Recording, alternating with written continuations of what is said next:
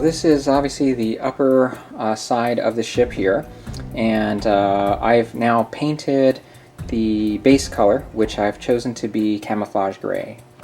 Now, after doing some research online, there were a number of different colors that were suggested. One was you could use Tamiya's deck tan along with their white, 50-50 mixture. You could also use Floquill's colors, which include Reefer White and Grime. And I couldn't find any of those, at least those are not readily available in my area.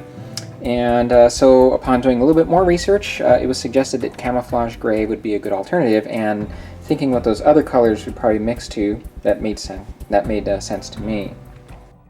So as you know, there are a number of colored panels on the Falcon. Some are red, some are gray, and there are a couple of yellow ones that are underneath. My first idea was to airbrush them, but the challenge to doing so was masking off the panels. What makes this process hard is all the contour that surrounds them. I thought I'd first try liquid masking fluid, but this also proved difficult, as it was hard to evenly apply it, again because of all the surrounding contour. So what actually ended up proving most effective was to simply hand paint them. If you use acrylic paints that are thin, you'll find you can do this without leaving brush strokes. Now, acrylics dry quickly, so to avoid uneven shading, you want to apply the paint as fast as you can. Because the paint is thin, you do have to apply several coats. Using a hairdryer in between makes the process go even faster. Now, I still ended up using liquid masking fluid to create the chipped and worn effect. You simply apply the fluid, let it dry, lay down your paint, and then rub it off. Here, you can see the technique worked quite well. Alright, so the paneling is all done now, and I wanted to point out real quick that I've started on some of the battle damage here. I decided to do this before I apply a wash, and this obviously is duplicating the battle damage that we see on the studio model. So you can see here in this photo, and I'm just trying to duplicate what we see here, and so I started out with a drill and drilled different size holes, and then I used the tip of a soldering iron to kind of melt along the edges there. And so I'm going to leave it like this, and by the way, I am going to install a backing of styrene plastic that will be colored black so that we don't have just empty holes that we can look through. But before I do that, I'm going to go ahead and move on to the wash. Okay, so let's go ahead and show you how the wash is being applied here now. Again, I have a mixture of black and brown here with a bunch of water, so it's fairly thin. And I'm just using a brush here to just apply it to the surface, and so that we're hoping that the darker color will seep into some of the detailing. So I'm just applying it here, just like so, pretty liberally. And once I do that, I'm going to just mop it off, or take a towel and just dry it off and then reapply it again. So you can see how it starts to seep in now into the paneling. And I'm just going to go ahead and keep at it here, and I'll show you when it's completed. Okay, just showing you after one application here. I'm going to go ahead and apply a little bit more, but you can see again it's just seeping into the areas of paneling here, just to highlight those areas and give them a bit more contrast. Alright guys, so the wash is now done, and you can go dark into this. I just didn't want to overdo it, but it's basically accomplished what I was looking for, and that is just darken up some of the detailing here just to bring it out. You can see it worked real well with these open panels along here, there, and here as well. And then of course along the back side there's a lot of detailing to bring out as well. So the next step will be to start working on the weathering in terms of these streaks that you see here. And I'm going to accomplish that by using pastels as well as the Tamiya detailing kit. And this book, incidentally, is called Sculpting a Galaxy. It's got some great close-up shots of the Falcon. This is as it appeared in Empire Strikes Back. But it's a good reference to use here as we're continuing to detail our Falcon.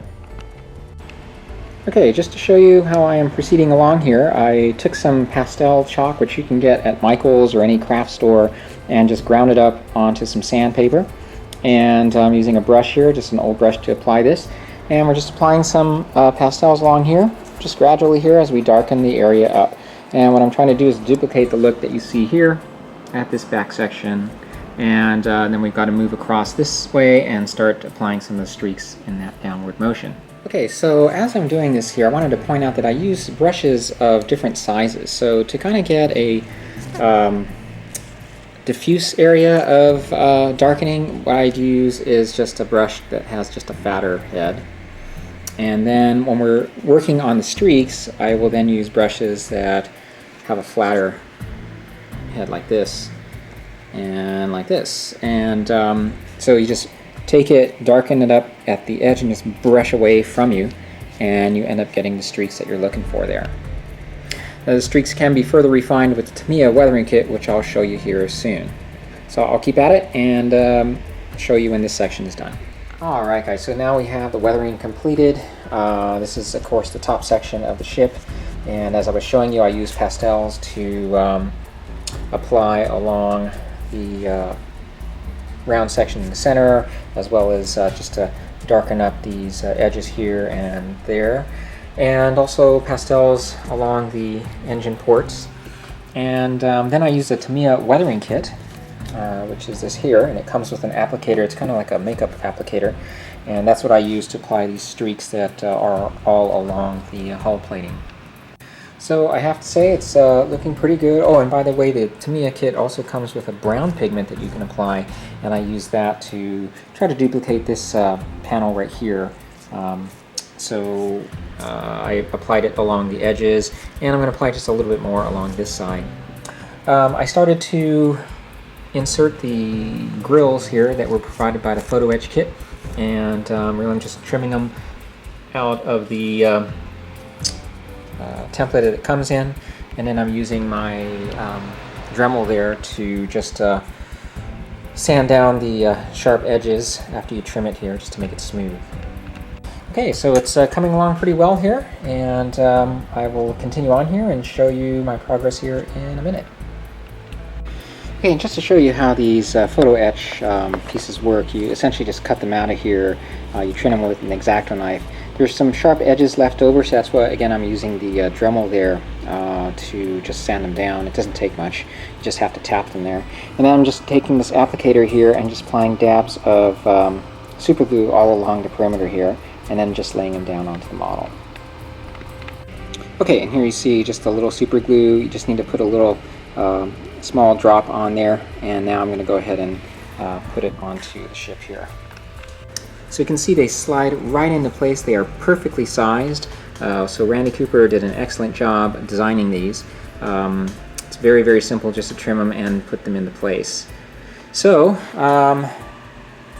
this is all done here. I'm going to then move on to the bottom section, and then I'm going to go ahead and weather some of the other sections here, that the hatch sections and all those other pieces that I need to do. And then we're going to piece the model together, or install the lights, piece the model together, and gosh, we're almost home here. So getting close to being completed.